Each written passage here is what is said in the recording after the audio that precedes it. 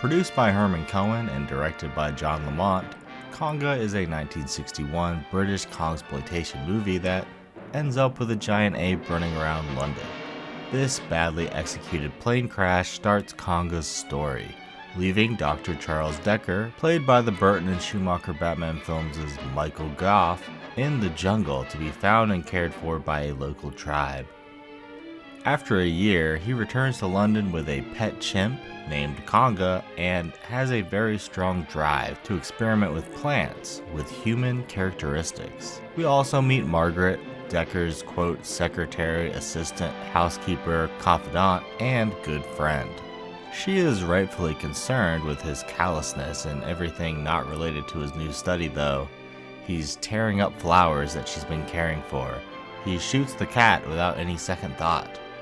She's more or less our good lead, but that doesn't mean she stops Decker from injecting Konga with DNA from those previously mentioned plants, which makes him obey Decker's every command, even murder, and eventually makes him grow to kaiju-sized proportions. Practical, carnivorous plants are fun to watch feed.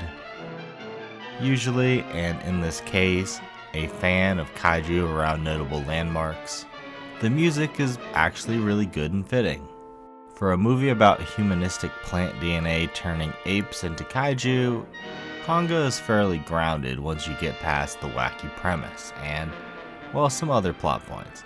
But I do like how conventional weapons do work on a creature this size, and a nice little homage to King Kong while highlighting both monsters at the end of the film. The growth effect is odd. Konga doesn't look too bad, just a bit too happy to be there. Suit actor could have done a bit more. This Margaret puppet does look bad though. Victims are almost comically being introduced with a conflict just so Decker can sit Konga on them quickly.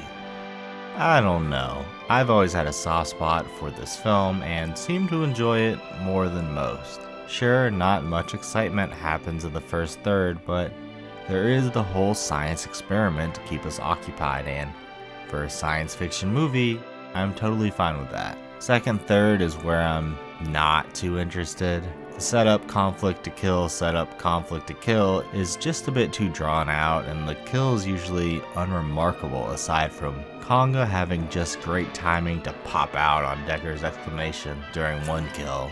But when we do get to the kaiju stuff, it's fun enough.